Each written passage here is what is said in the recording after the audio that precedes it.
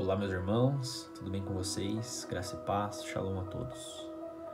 Queridos, eu tenho uma palavra para compartilhar com vocês e espero que em nome de Jesus essa palavra venha edificar, venha instruir, venha nos ensinar, nos confortar, mas também nos confrontar e trazer um alerta, uma reflexão, para que a partir de hoje a gente possa crescer em graça e em verdade.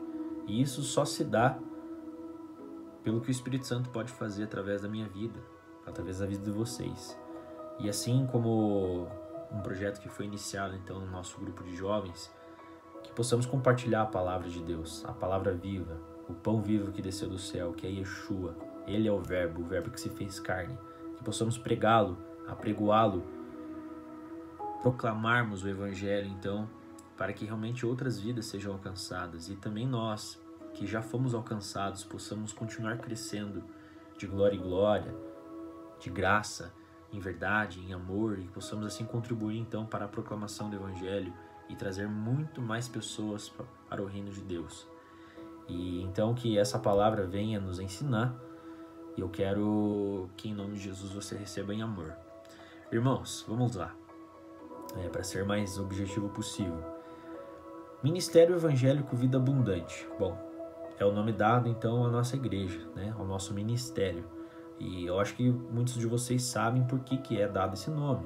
Ele foi inspirado então de forma divina com base em João 10:10, que muitos de vocês conhecem. Então essa parte B desse versículo de João 10:10 originou o nome do nosso ministério, Vida Abundante. Jesus falando: eu vim para que todos tenham vida e vida em abundância. Mas eu não quero tratar da parte da vida em abundância, pois isso é uma palavra que todo mundo gosta, pois de fato é uma promessa que Jesus concretizou quando consumou a sua obra perfeita, o seu sacrifício perfeito lá naquela cruz. Isso é muito bom, lindo e maravilhoso, mas a gente não pode esquecer que existe uma parte A de determinado versículo. E às vezes a gente tropeça ou aprende errado, ou medita e estuda errado, porque a gente só pega o que gosta.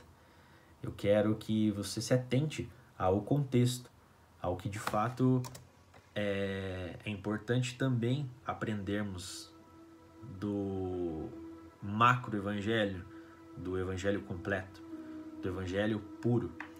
E claro, eu não vou compartilhar o evangelho completo aqui, não vou compartilhar toda a palavra de Deus, mas é em cima desse texto que eu quero alertar você, chamar a tua atenção e também pontuar aqui só para você entender o quão é necessário que nós como jovens, principalmente nós como jovens, mas aqueles remanescentes, aqueles que estão e que restam neste tempo chamado hoje e agora, entendemos que Jesus está voltando. Então é nessa geração que a gente entende que vamos ver o dia mais importante, o mais glorioso das nossas vidas, que é a volta do Messias. E nós como jovens temos uma missão importante, dada como comissão por parte de Yeshua, de a gente pregar o Evangelho por aí fora, fazer discípulos dele e assim por diante. Irmãos, a gente às vezes não consegue fazer isso, não consegue ensinar, não consegue evangelizar, não consegue pregar, não consegue manifestar o reino de Deus, porque a gente não conhece a Deus. E a parte A, então, daquele versículo de João 10:10, ele é mal interpretado, mal ensinado, mal usado, mal aplicado. E eu quero chamar a tua atenção para isso, pois o versículo original, de fato, lido, por todas as versões bíblicas achadas por aí, você pode conferir que ele fala exatamente dessa forma: o ladrão vem apenas para matar, roubar e destruir. E essa é a parte A. A parte B, então, vocês conhecem. Eu vim para que possam ter vida em sentido pleno. Em algumas outras traduções, eu vim para que todos tenham vida em abundância. Ponto. Vocês perceberam que a palavra inicial usada lá é ladrão, correto? Essa palavra no original, no grego, ela é kleptis, que significa defraudador, assaltante, salteador. Bom, é isso. Definição dessa palavra. E a gente aprendeu errado esse versículo. Muitos de nós, assim, quando lembra de João 10:10, já lembra assim: a parte A quer dizer que o diabo veio para matar, roubar e destruir, e Jesus veio para dar vida e vida abundância. Não é bem assim. Irmãos, a gente precisa ler, gastar tempo com as escrituras, correto? A gente entende errado, ou às vezes a gente se contenta em escutar errado e deixar que isso venha nos ensinar. Mas é o Espírito quem convence, é o Espírito quem ensina, é o Espírito quem faz germinar uma semente plantada no nosso coração.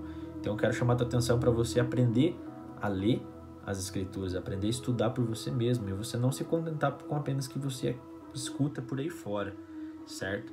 Eu acho muito importante, como assim eu sempre falo para os meus irmãos, que a gente deve fazer um filtro espiritual e absorver aquilo que de fato é a palavra de Deus, aquilo que é puro, que é verdadeiro, aquilo que é digno de confiança, e guardar para nós, pois isso vem edificar, isso vem transformar as nossas vidas.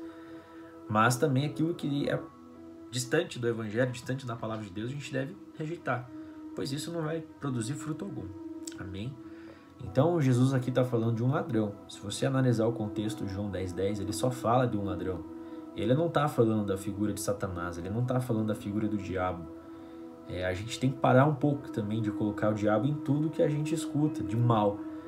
Pois o mal é resultado de uma obra maligna. Sim, a ausência do bem significa mal. Diabo, mal, Deus, bom, bem, enfim, sim, verdade. Mas a gente quer culpar o infeliz daquilo que ele já é culpado. Ele já está destinado à ira de Deus, a sofrer a ira de Deus, a condenação ao inferno. Ele já tem a sua sentença decretada. Diferente de nós, que estávamos também com sentença decretada. Mas a graça veio e ela nos salvou. Ela nos reconciliou e nos aproximou de Deus. E hoje nós somos amigos dele. Mas o texto aqui está falando de um ladrão.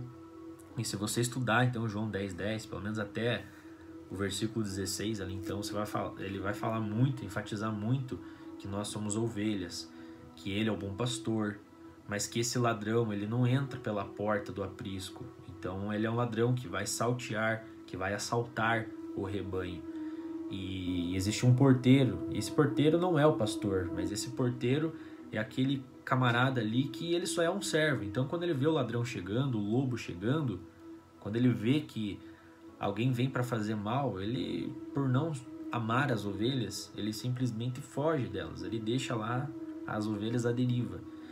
Mas Jesus aqui está falando então que ele é o bom pastor e ele é a porta para esse aprisco, pois ele fala que ele é a porta. E de fato, quando nós entramos nela, nós estamos entrando então nesse aprisco, nesse contexto então de ovelhas que realmente foram chamadas pela voz do pastor verdadeiro. E nós, como ovelhas, ouvimos a voz do verdadeiro pastor, e assim nós vamos até ele. Nós escutamos a voz dele, conhecemos a voz dele e sabemos que a voz dele é familiar para nós. E é por isso que nós vamos até Jesus. Quando escutamos uma voz que não é familiar, nós fugimos. E o ladrão aqui é justamente aquele cara que vem como cordeiro, mas na verdade ele é um lobo devorador. E essa palavra kleptos, do grego, defraudador, assaltante, saltador, ela é diretamente ligada a falsos mestres, a falsos profetas, a homens que realmente vêm para destruir então a obra de Deus, pregando errado, falando errado, manifestando errado quem é Jesus. Jesus fala por outras palavras, por outros textos no Novo Testamento, assim como seus discípulos também, que em tempos atuais, ou seja, nos últimos tempos, nós viríamos falsos profetas levantando, falsos mestres levantando, pessoas ensinando de forma errada, uma doutrina distorcida, sem nexo, sem compreensão e coerência nenhuma das Sagradas Escrituras. Nós temos visto que realmente o Evangelho tem sido deturpado, tem sido adaptado, tem sido moldado para satisfazer o homem, e isso não é a sã doutrina de Jesus, esse não é o Evangelho, esse é um falso ensino. Nem podemos dizer que é o Evangelho. Só pregar um versículo isolado, fora de texto e fora de contexto, ele não é o texto na essência, na pureza. E é por isso que eu chamo a atenção para este versículo. Esse versículo fala de um ladrão e não fala do diabo. É só para você aprender a forma certa de olhar para um versículo, tá? E não escute o que você está ouvindo por aí fora e se contentando com isso. Confira. Eu estou falando, mas você tem a obrigação de conferir nas escrituras, para você ver que se eu estou falando tem alguma coerência com a verdade. Eu não sou dono da verdade, mas a verdade está em nós, a verdade habita em mim, habita em você. Então vá para a verdade. A luz da palavra de Deus está aqui, ela está praticamente nas cabeceiras das nossas camas. Todo mundo tem acesso à Bíblia, todo mundo tem acesso a um celular, um aplicativo. Então é muito importante que nós, jovens, homens e mulheres de Deus, que vamos ver a volta do Messias em tempos atuais, principalmente agora, possamos crescer no Evangelho, em conhecimento, em amor, reverência a essa santa palavra, e a gente gastar tempo com ela. Vamos entender e aprender a discernir o que vem do bom pastor e o que não vem do bom pastor. Aquilo que é familiar a gente retém e guarda para nós, pois aquilo é a palavra do bom pastor. Aquele que não quer o mal para nós, mas sim o bem. Aquele que veio e amou as suas ovelhas ao ponto de entregar sua vida por elas. Não aquele que vem para defraudar, que vem para assaltar, que vem para realmente saltear o povo de Deus, as ovelhas da mão do bom pastor, e levá-las para o inferno. Nós não podemos permitir então que essa voz que não é do bom pastor venha nos convencer ou nos levar à perdição, venha nos fazer tropeçar e realmente nos afastar da verdade. Pois o ladrão ele vem realmente para assaltar então um aprisco do rebanho de Cristo, para levar então para um rebanho de bodes, da quais aquele povo que serão lançados ao inferno. Irmãos, é para ensinar sim a gente a meditar melhor nas Escrituras, mas também é uma palavra de alerta para a gente ficar muito esperto com o que está vendo por aí fora. Eu quero atentar vocês para um versículo conhecido também de 2 Timóteo, capítulo 4, do versículo 3 ao 4. Resumidamente, ele está falando que nós, nos últimos tempos, a igreja, os filhos de Deus não suportarão a sã doutrina. Elas vão se desviar da verdade, pois um falso ensino tem sido ensinado, tem sido pregado, e muitos de nós têm caído, têm realmente inclinado os nossos ouvidos a ouvir palavras proferidas de falsos mestres e falsos profetas.